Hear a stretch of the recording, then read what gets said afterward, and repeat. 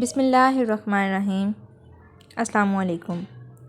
حضرت سیدنا اسلم رضی اللہ عنہ فرماتے ہیں، امیر المومنین حضرت سیدنا عمر بن خطاب رضی اللہ عنہ اکثر رات کے وقت مدینہ منورہ کا دورہ فرماتے تاکہ اگر کسی کو کوئی حاجت ہو تو اسے پورا کریں۔ ایک رات میں بھی ان کے ساتھ تھا۔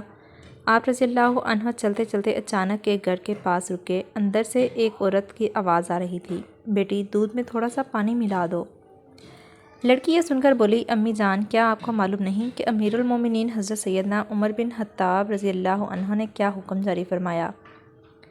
اس کی ماں بولی، بیٹی ہمارے خلیفہ نے کیا حکم جاری فرمایا ہے؟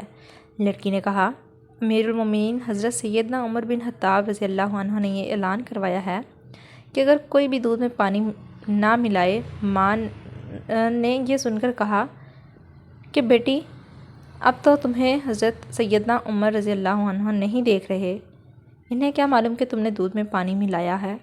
جاؤ اور دودھ میں پانی ملا دو۔ اور لڑکی نے یہ سن کر کہا، اللہ عز و جل کی قسم، میں ہرگز ایسا نہیں کر سکتی کہ ان کے سامنے تو ان کی فرما برداری کروں اور ان کی غیر موجودگی میں ان کی نافرمانی کروں۔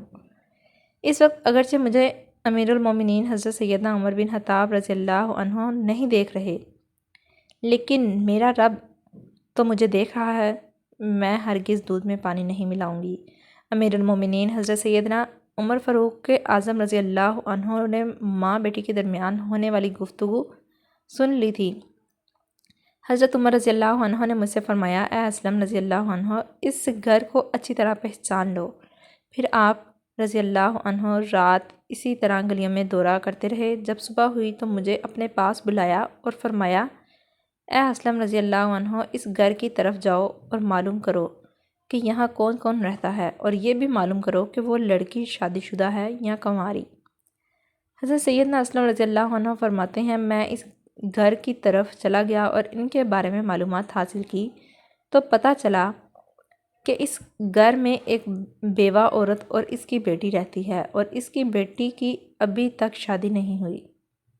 معلومات حاصل کرنے کے بعد میں حضرت سیدنا عمر رضی اللہ عنہ کے پاس آیا اور انہیں ساری تفصیل بتائی۔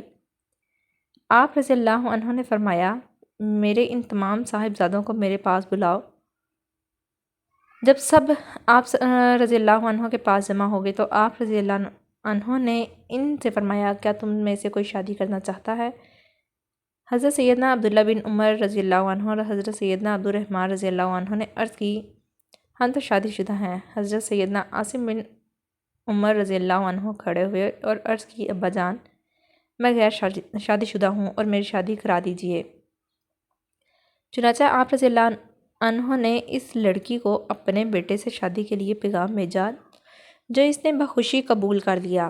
اس طرح حضرت سیدنا عاصم رضی اللہ عنہ کی شادی اس لڑکی سے ہو گئی اور ان کے ہاں ایک بیٹی پیدا ہوئی، جس سے حضرت سید بن عبدالعزیز رضی اللہ عنہ کی ولادت ہوئی۔ سبحان اللہ۔ ویڈیو اچھی لگی ہو، ویڈیو کو لائک اور چینل کو سبسکرائب ضرور کیجیے گا، بیل آئیکن کو پریس کریں۔ شکریہ۔